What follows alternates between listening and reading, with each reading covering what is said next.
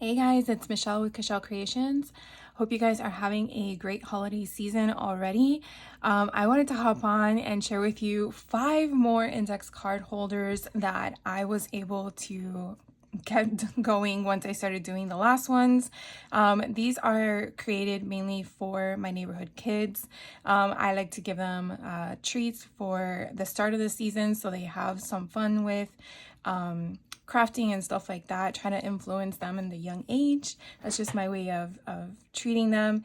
So I went ahead and went through all of my Doodlebug collections and I was able to make 5 more, and I still have so much paper. It's just crazy. But what I decided to do this time around, because I was mass producing, was I took one 12 by 12 paper pack, one 6 by 6 paper collection of the same brand, and then what I did was I basically was able to make 2 of these index cards, but instead of doing 12 index cards on the inside, I only did 10.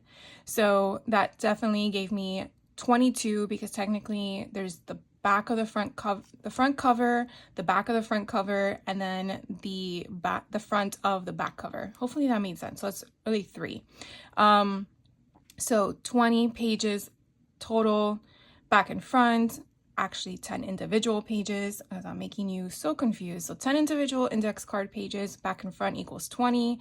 And then you also have 3 additional pages that you had to produce. So that's 23 for each. So that's really, we're doing mathing today, I guess.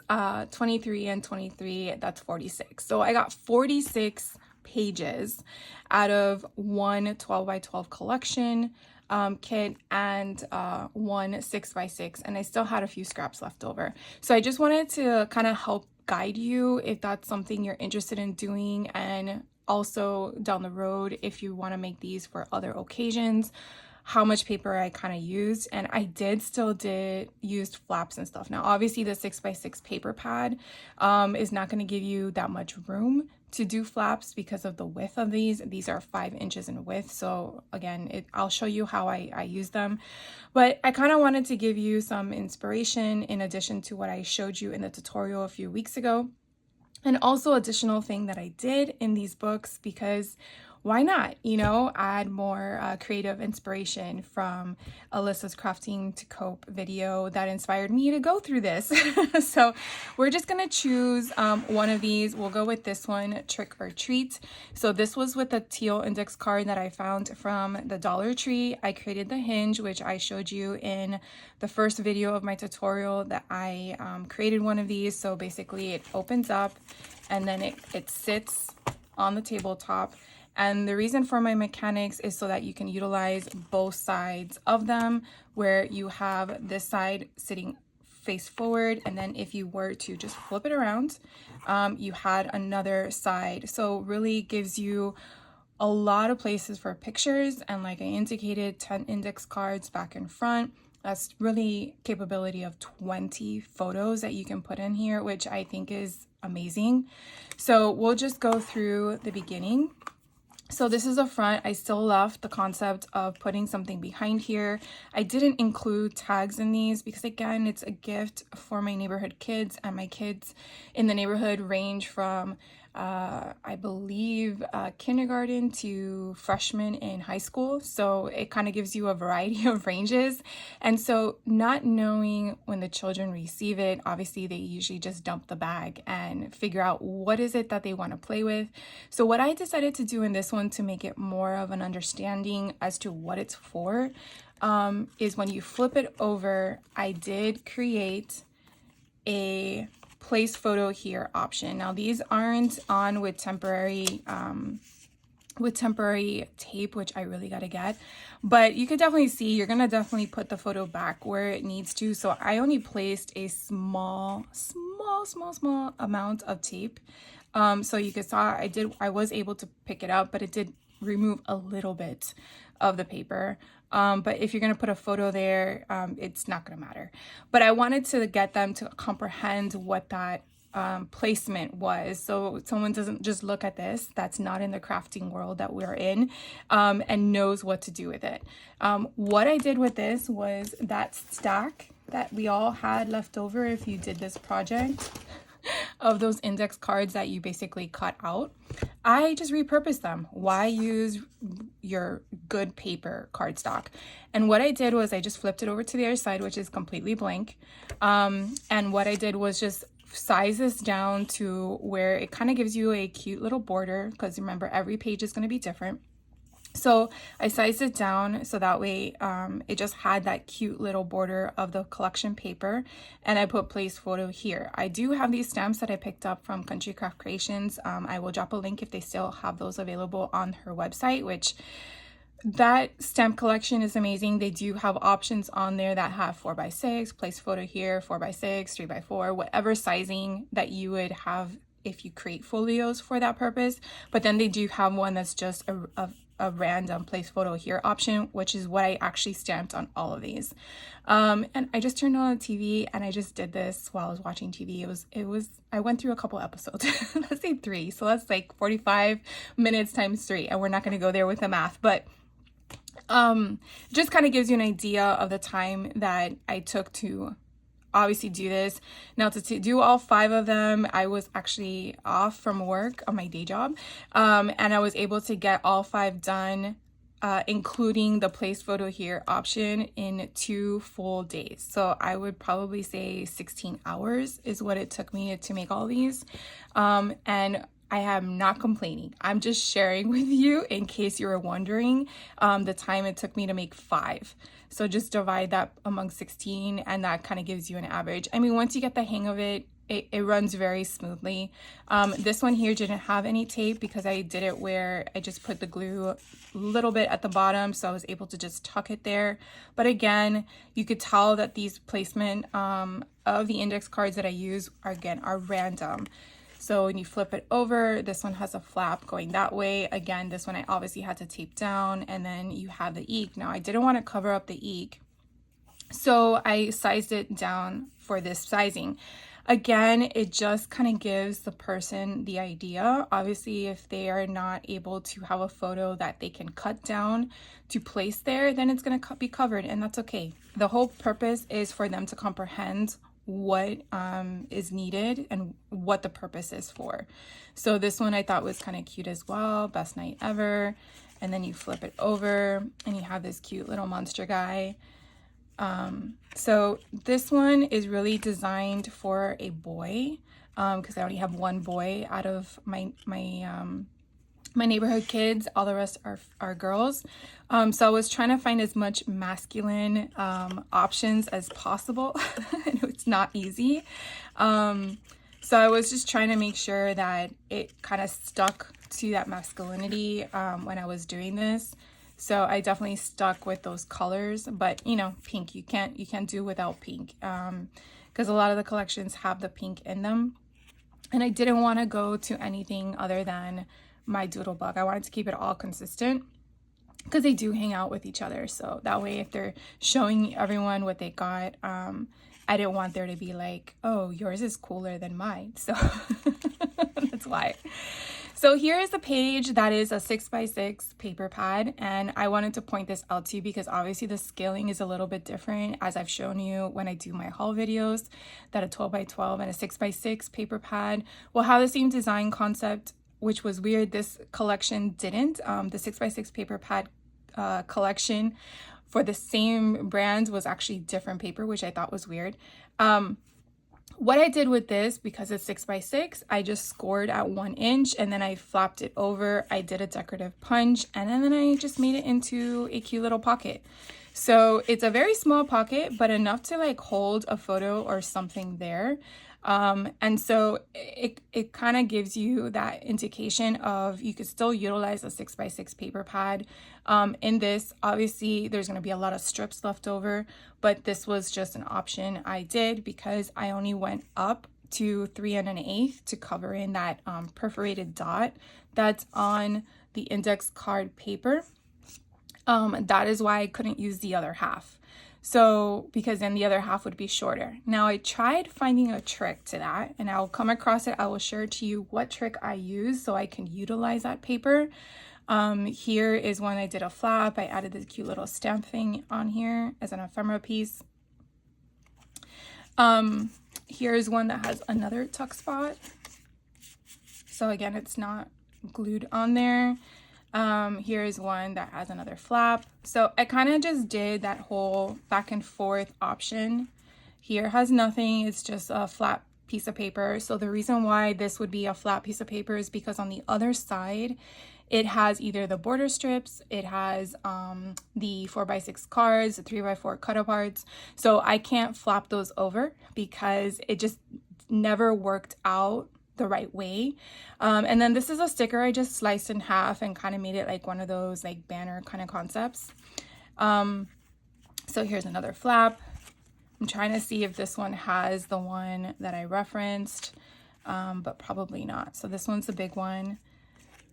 And then you flip it over. Here's another 6x6 paper that I used, and you will recognize it because of the little 5-inch. So here's the other side. So I used 2 different papers for this one. Okay, so this is what we're coming across. Here is another flip and flap. So this is actually a 6x6 paper pad paper. And so what I did differently is instead of going horizontal at the 3 1/8 mark, I went vertical and just sliced it at 5 inches. And then I just decided to take off a little portion, I want to say maybe 1 inch off the top. And then I just scored it at 3 1/8. And then therefore I had the flap. So that would be your second option to use a 6x6 paper pad for, but then you're utilizing the whole paper. In this one, this is my last one. This is actually the remnants of the other one I just shared with you initially. So this has the ghosts on the monsters on the other side in color. And so this is only 3 inches and I wanted to use this piece. Now this is the backing. And so the 12x12 paper pad had a 12x12 sticker sheet in it. And that sticker sheet had borders. So the borders I just basically did was just use my paper trimmer, cut it at 5 inches. So it was a clean cut. And then I put that at the top. So it's gonna give me that break where it stopped at probably 2 7/8 because it's not gonna be 3 1/8. And then it's gonna add that additional height to it.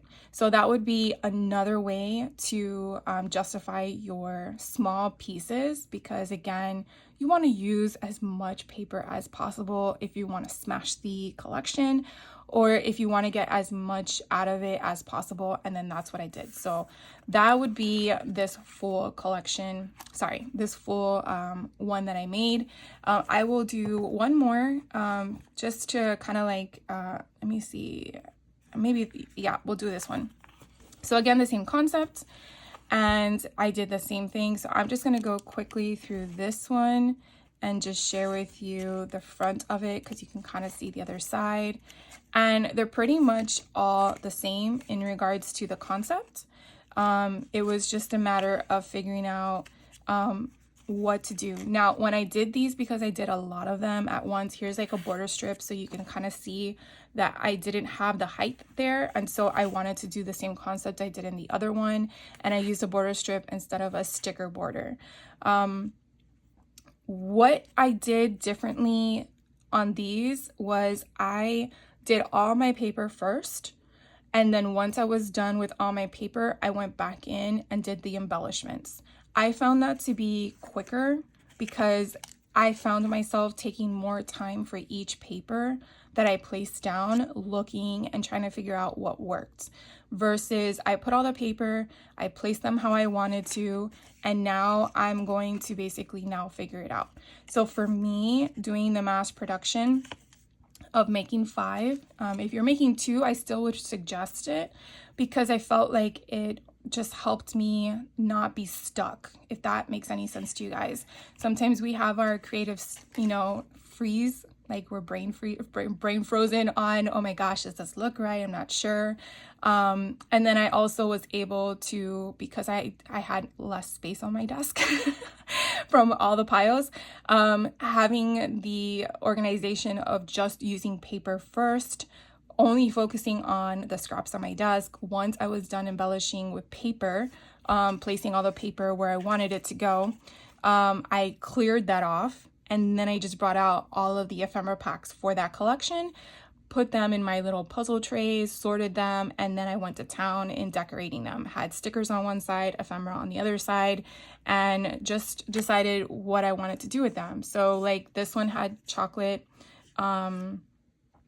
stickers. I took off the sticky part, I put it on foam dots, and I just added it to that because I thought that was kind of cute.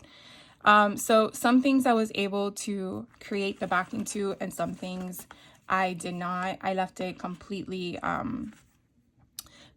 solid on the paper. So again, they all have the opening on the back there. So I feel like we have a little bit more time. I'll just filter through as I talk because why not? So again, I just wanted to share as many tidbits as possible, as I made more than I probably anticipated. Oh, look, I forgot a photo there. So why don't I just do one with you since I forgot one of those. So what I basically did was, I know that my width is 5 inches. So I'm going to take one of these, and I pretty much went down to 4. So I think right there is my 4. And then the next thing I did, oh, I probably used a paper slicer for this because it was easier. And then what I did was, my height was 3 1/8, and I just basically went down to 2 5/8. And that's pretty much what I started with. And then I just looked at it and says, oh, that's perfect for sizing. Let me grab my photo stamps. Give me 1 second. I was not prepared. So these are the Country Craft Creations photo. It's called Handmade By, but it's Country Craft Creations polymer clear stamps.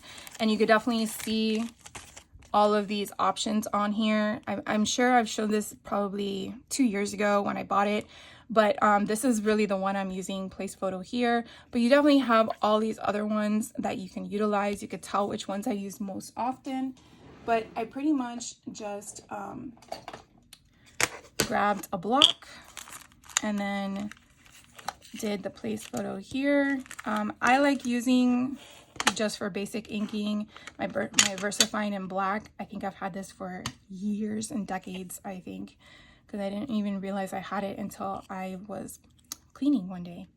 And then I just put it right in the center like that. It doesn't have to be perfect. Remember, the intent is for them to throw it away eventually. And then I just get my my little easy runner, and then I just do a little like click. One little thing is all you need. Come on. So you probably can't even see it, but it's just one little thing there. And then I just get this and I just place it where I want it to go. And like that, you're done. So I think it's just so easy. And then it's another way to use up your stack of index cards. I know we're going to eventually use them in our junk journals, but to me, I just thought that was a perfect way to just reincorporate the product you removed from it, and you're just putting it in a different spot.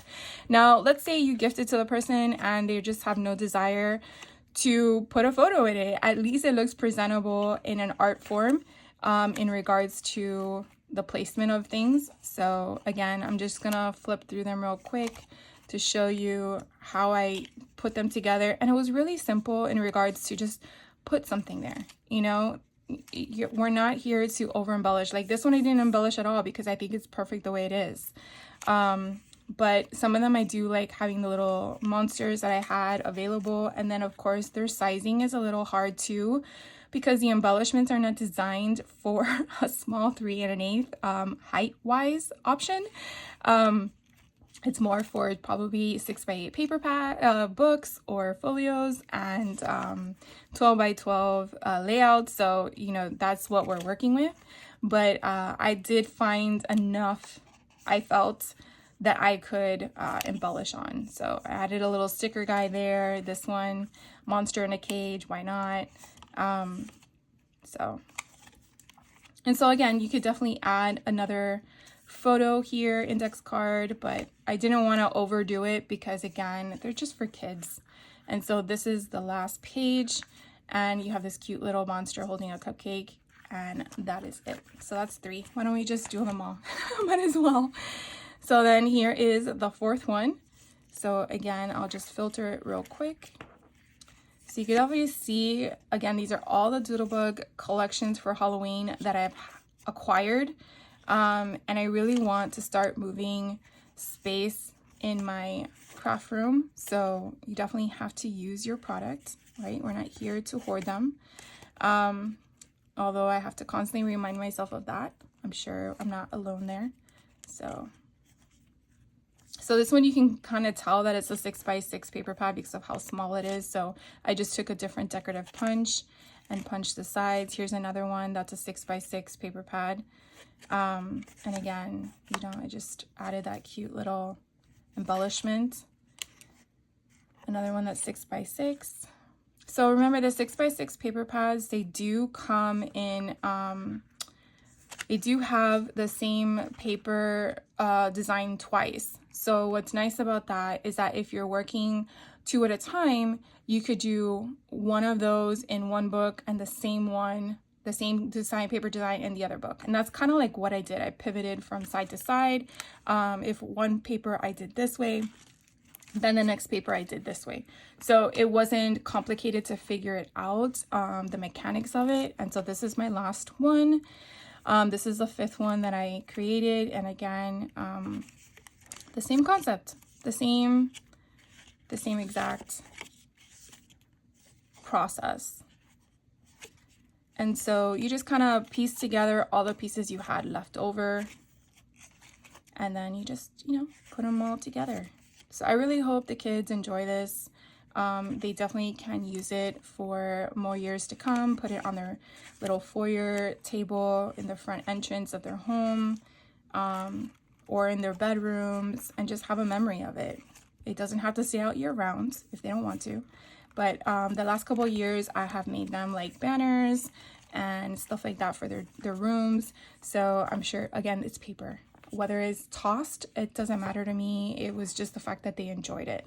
So anyways, I wanted to share that all with you. Those were 5 that I created. Again, you don't have to use this for Halloween. It can be for anything, but I kind of wanted to give you some insight as to what I ended up doing. I will be back on to show you the goodie bags that I'll be making for them as well, if you wanted to see that.